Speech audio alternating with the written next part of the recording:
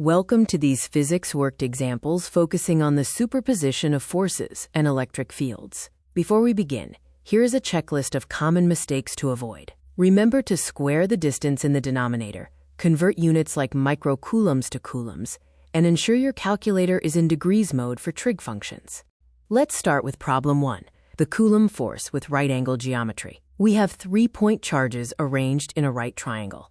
Our task is to calculate the net resultant force on charge 2 using the provided databank.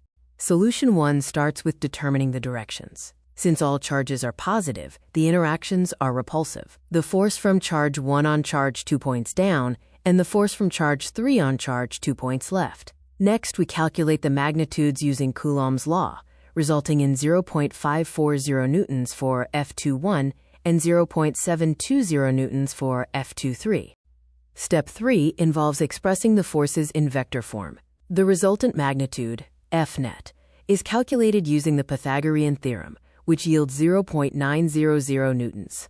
Finally, the direction, phi, is found using the inverse tangent, giving us 36.9 degrees.